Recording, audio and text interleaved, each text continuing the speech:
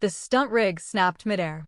Loveth's body twisted toward the concrete below, the harness cable whipping loose like a severed lifeline. Im Woo-jin watched from the monitors, frozen for half a breath before he was moving, shoving past crew members, his heart a violent drum in his chest. She hit the crash pad hard.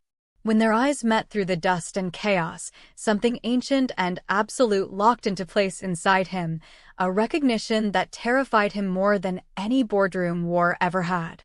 He knew, in that single suspended moment, that this woman would either save him or destroy everything he'd built.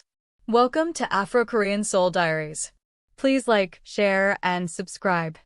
Im Woo-jin had built an empire on the cold, serrated edges of calculated risk, turning a fledgling talent agency into South Korea's most formidable media conglomerate. At 34, he was a man defined by iron discipline and an utter lack of emotional interference. That composure shattered the moment he watched Loveth Okafor drop through 30 feet of empty space. A faulty wire during a high-altitude stunt sent her plummeting toward the concrete, and in that split second, something visceral and violent tore through Woo-jin's chest. He reached the set before the medics, his heart hammering a rhythm he didn't recognize. Loveth was already sitting up, her Nigerian heritage evident in the mahogany depth of her skin and the defiant set of her jaw. She was 27, a stunt double with a reputation for bravery that bordered on suicidal, and as she unclipped her harness with trembling hands, she met his gaze with a sharp, adrenaline-fueled fire. "You're done for the day," Woo-jin barked, his voice sounding more like a command from a general than a producer. Loveth stood, brushing dust from her tactical gear, her tall, muscular frame radiating a grace that made the wardrobe department scramble for her curves seem justified.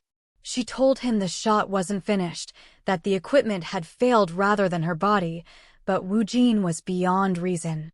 He shut down the entire production, fired the rigging company within the hour, and spent the night personally inspecting safety protocols. His assistant, Min Seo, had never seen him so unraveled by a single performer.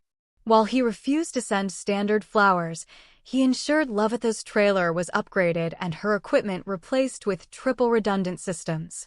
The tension between them escalated over the following days. Loveth was a woman who had fought for every inch of her career in a foreign country.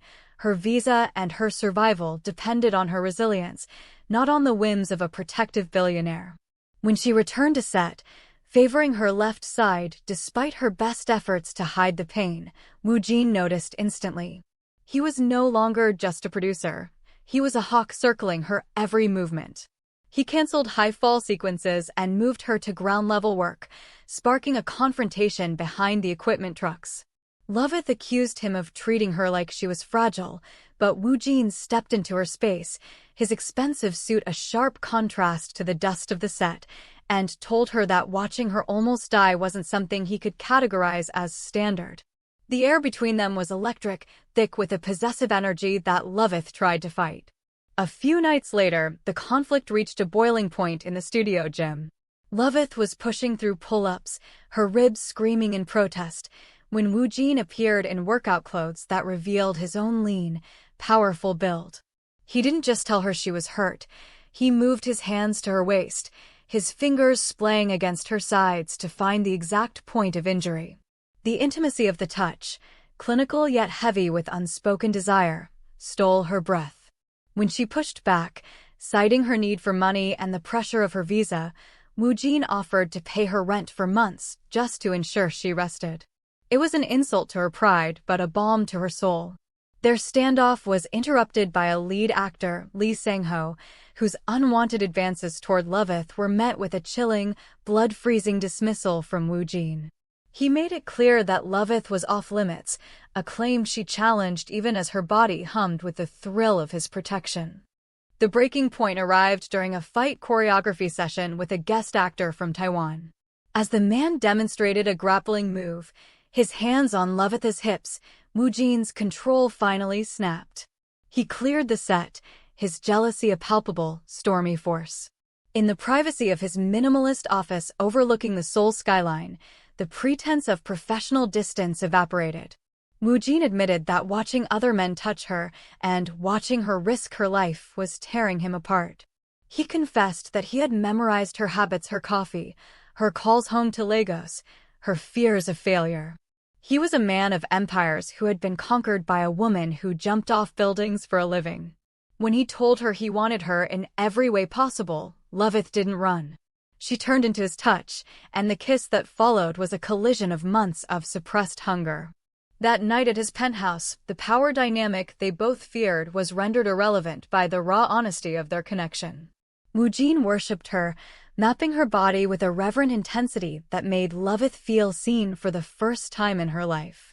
However, the morning brought the cold sting of reality. Believing herself to be a passing novelty for a man of his stature, Loveth attempted to slip away at dawn.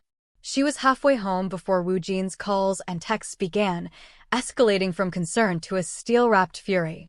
He intercepted her at her apartment, disheveled and hurting, and forced her to confront the fact that he wasn't looking for a temporary distraction.